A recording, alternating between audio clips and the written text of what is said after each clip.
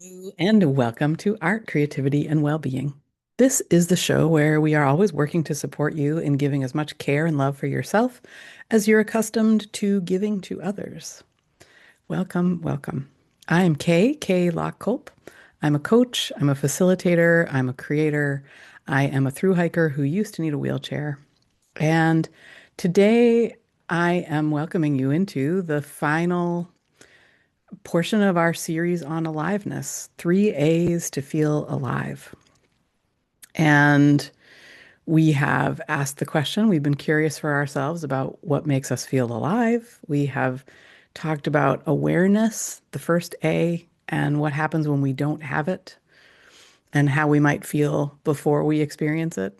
We've done the same thing with acceptance. And now we are moving around the diagram to agency.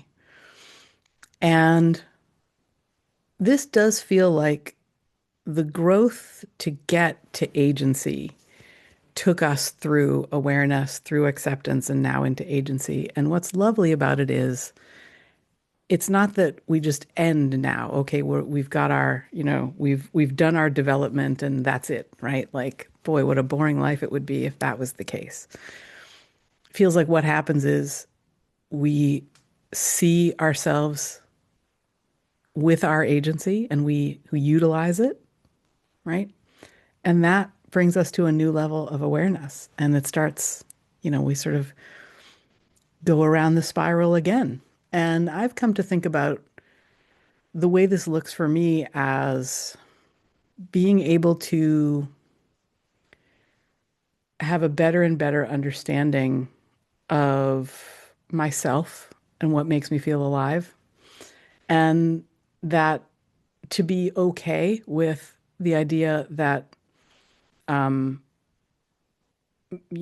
I'm growing and I'm on a journey and it feels empowering, to see myself and where I am in this diagram, in this Venn diagram of aliveness. As always, it's in the show notes. Well, it's in the show note. It's in your inbox if you received this message into your inbox, like if you receive this podcast episode into your inbox. If not, you can sign up to get them into your inbox. The podcast is hosted in a really interesting platform called Substack, and you can have you can have these sent right to your inbox. And if you go to the if you follow the link, there's actually I have a page in Substack which is an archive page, and so even if you don't want to subscribe, you can go there and look at the past episodes, of which there are 470 something now. We're coming up in May, will be our 11th birthday, this show's 11th birthday, which is pretty wild. Um, yeah, thank you for being here with me today. And let's get into agency. Before we feel it, we often feel fearful. And so that is the word on the outside of the diagram that pertains to agency. I remember sharing in the first episode of this series that was really funny how that happened, where I'd written these words that were kind of what happens before someone feels alive. And the words were disconnected, exhausted, and fearful.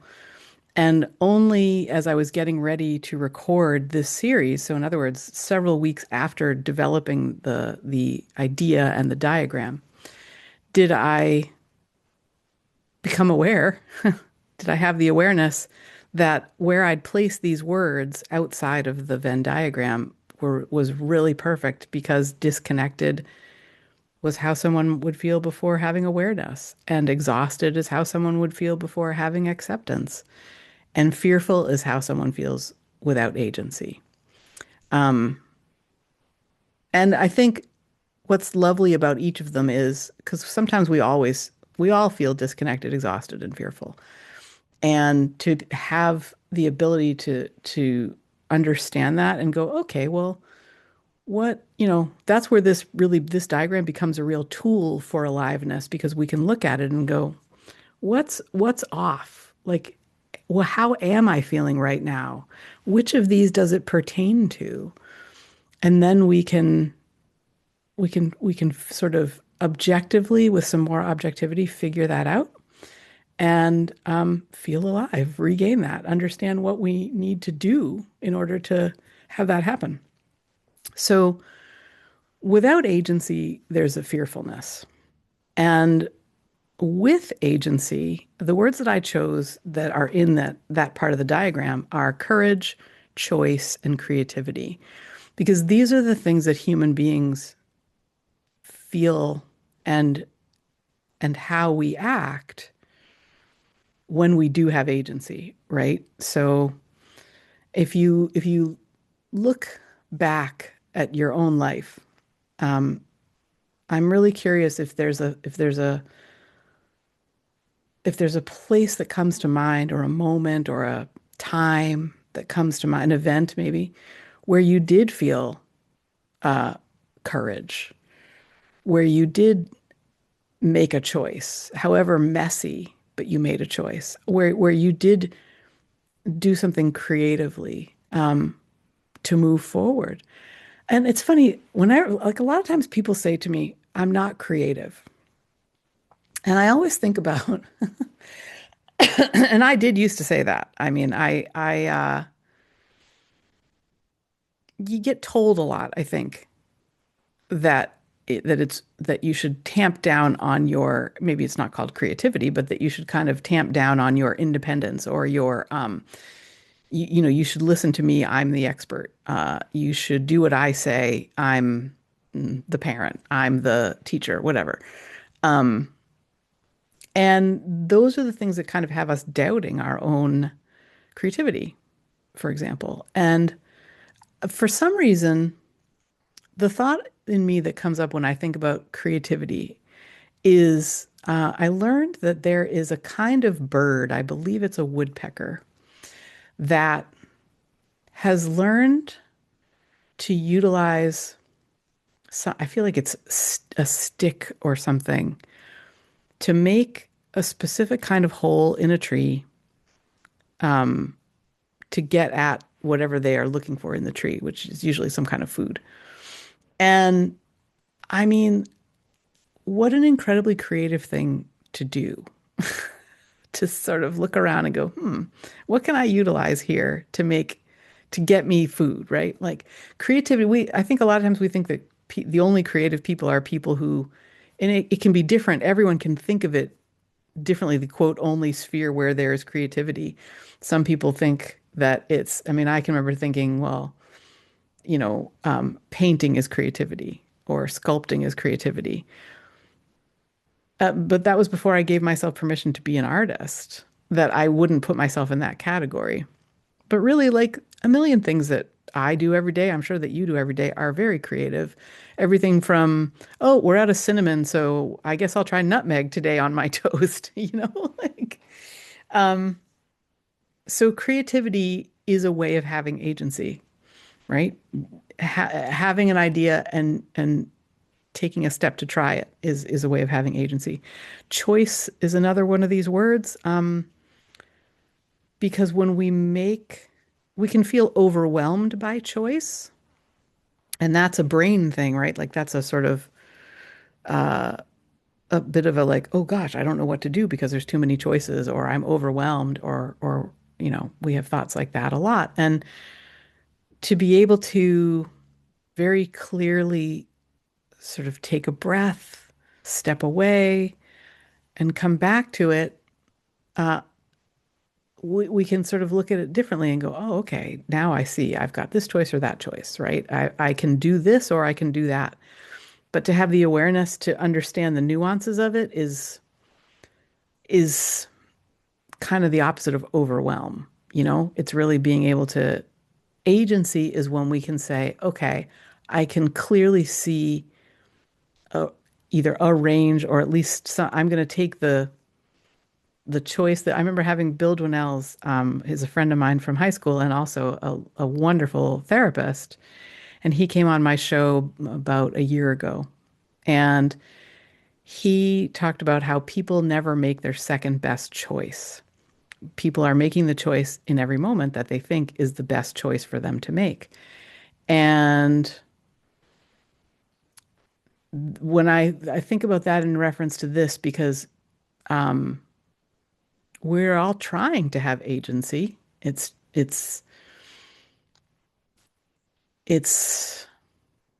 a nuance, but being able to see our range of choices and clearly make one, even if it's just a small step, is agency, right? Taking that step is agency. And then the third word that I put around was courage, um, because it does take courage to have agency, and it also takes agency, it feels like, to have courage. I mean that in a very supportive sense. Uh, if you were to look back on your life and see when did you have courage, probably some sort of choice was made, or you made some sort of choice and acted on it that felt courageous. That's agency in action. And to me, it feels very clearly an important part of feeling alive. I, I, I'm, I'd be curious how it feels for you. In fact, in your own reflections, um, maybe that would be a part of it for you. The last part of this that I wanted to take you into today is on the opposite side of the diagram are the things that are missing, the things that are happening or can be happening inside when we do not feel agency. And the words that I wrote down were overwhelm, paralysis, and suffering. Because not having agency is a terrible place for a human being to feel. To feel like we don't have control, to feel like we don't have choices, to feel like we are not creative, or we can't, to feel trapped is definitely the opposite of agency, right? And as with every part of this diagram, I'm going to refrain from sharing my own examples and invite you to really reflect for yourself. When do you feel most like you have agency? And what does that mean for you? Like in terms of feeling alive, and getting back to the things that you experience as feeling alive. And I really want to invite you to use this chart whenever something comes up that you're trying to figure out for yourself. Without sharing what it is, I can tell you that just this morning I was on a walk trying to puzzle out something and being able to see where I was in this diagram really helped because I could see, oh, I'm having this thought. I'm feeling X way. Well, is that a missing agency, awareness, or acceptance? Like what part of it isn't online right now? And just having that knowledge can help us kind of come back to, oh, I see what I could do. I see how I'm looking at this differently. And and moving from there. But it's really the aliveness is such a dynamic thing to experience, isn't it? Um, it's not static. It's dynamic. And a lot of times, well, I think the way I'm going to wrap this up is by there's a saying in a favorite book of mine. The book is called Love Money. Money Loves You. I basically started reading it about a year and a half ago, and I've never stopped. I think there's always such interesting little ideas in this book, and one of them that's coming up for me right now is there's a part where the book is narrated by the energy of money, and they sort of paint this funny picture of money as like these beings that live in a dimension above us, and they do a lot of like note taking and sort of they take our requests and file them and make the connections that make our requests happen. And they talk about how it's much easier to do that when we are feeling a certain way than when we're feeling other ways. And anyway, there's a part of it where they say, as things start to happen for you, very often we notice that you human beings panic. You feel like you're not going to be able to handle it. And then they say, you think you won't be able to, but you can. And I think it's coming up right now because what we are trying to do is feel alive and experience life. Um, and things keep changing, right? Things keep happening, events keep going on, things keep moving, and it can feel really disconcerting. And I think the way I'd love to kind of invite you to take this series and utilize it for yourself is to see you think you're not going to be able to handle it, but what if you could? You know, what would that mean? And um, I hope it's something that you find helpful. Put it that way. Um, and if you, I think I'm going to offer, I haven't quite figured out the plans for this yet, but I'd like to offer a workshop on the three A's to feel alive. Um, and I think I imagine it will be either later in the spring or over the summer of 2026 that I would offer it for the first time. And stay tuned because as plans are unfolding, I'll keep you informed. Um, and a place to, if you'd like some company as you are working into feeling alive, I have a lovely, not just me, but I founded a wonderful, wonderful group called Dreamers and Doers, which is a community for people who are we're on the journey together, we're supporting each other, we're enjoying our time together. And if that's something that interests you, then the link is in the show notes, and you can come and check it out and join if it feels aligned. We would love to have you. It's a very fun, supportive, reflective place. So that's an invitation I'd like to extend. And the other thing I wanted to say is I am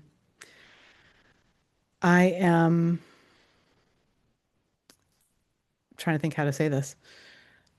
My coaching practice, my one-to-one practice in this moment is full.